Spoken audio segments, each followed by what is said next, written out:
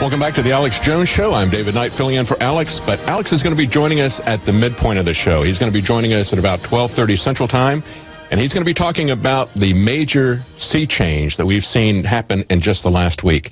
You know, people are not just talking about false flags. We've got Ron Paul, we got Buchanan, Pat Buchanan, people talking about false flags. Everyone is aware of this after the Boston bombing. We've also got a public that is rejecting the war narrative. 90% of the public is rejecting that. You know, when Bush put out his narrative, he had 70% in favor. Now there's 90% oppose. A huge, huge change. And that's because of INFOWARS and the alternative media that's happening. We've got soldiers and sailors everywhere holding up signs saying they're not going to go fight and die in a Syrian civil war on the side of al-Qaeda. And that's exactly what's happening. They know exactly what's happening. But we still have an administration that says that they have drawn this red line. They are going to stand on this, that our credibility is on the line. It's not our credibility. It's the Obama regime's credibility. It's not the American credibility. You know, America and the Obama regime lost their credibility with everybody with the NSA leaks and with all the other lies that they told about about the Iraq War that happened, the second Iraq War, the lying narrative about that.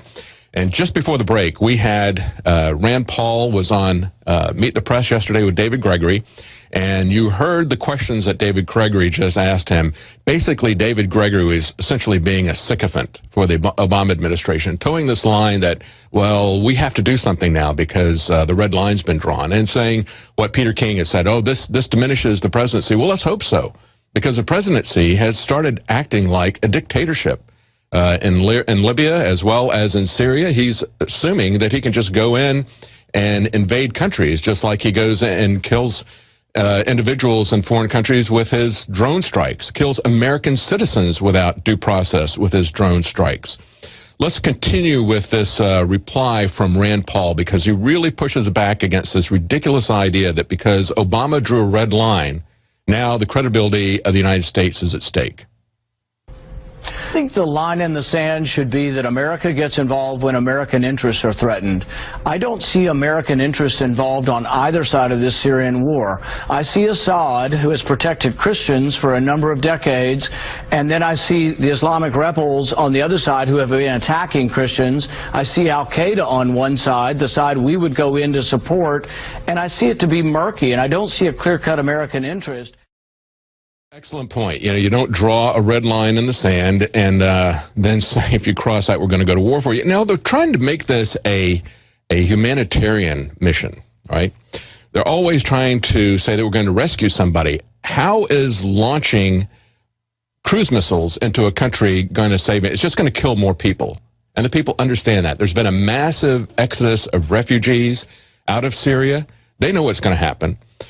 When we saw this buildup on Friday night, when it looked like Obama was going to announce on Saturday that he was going to launch the missiles and was going to launch the missiles because he was sending in a tremendous armada off the coast of Syria. Everything was prepared. We had reports at the end of the week that bombers were on their way to the Middle East. So it looked like they were going to launch an attack.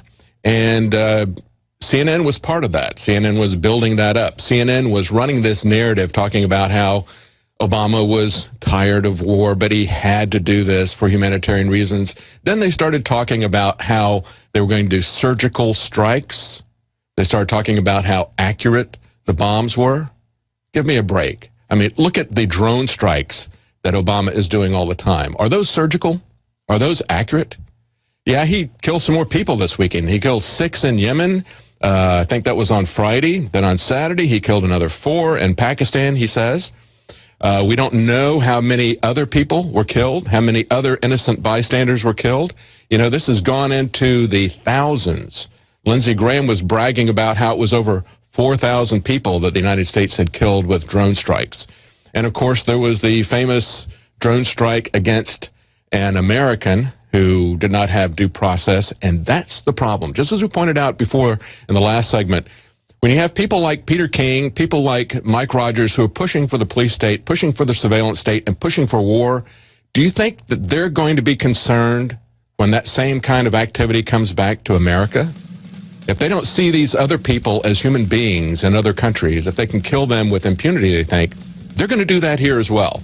It's the same people who have nothing but contempt for the Constitution and the Bill of Rights who are the biggest warmongers, and they are going to attack American citizens. Mark our word on this.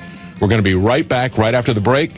We're going to take your calls at 800-259-9231. 800-259-9231. We'll be right back. Now you can watch Alex Jones live at INFOWARS.com/show. You'll find links to all of our content there and a free 15-day trial for Prison Planet TV. You can also browse the network, the INFOWARS Nightly News, and over 60 movies and documentaries all together in one place. You can watch the Alex Jones radio show live as it happened. So check it out, INFOWARS.com/show.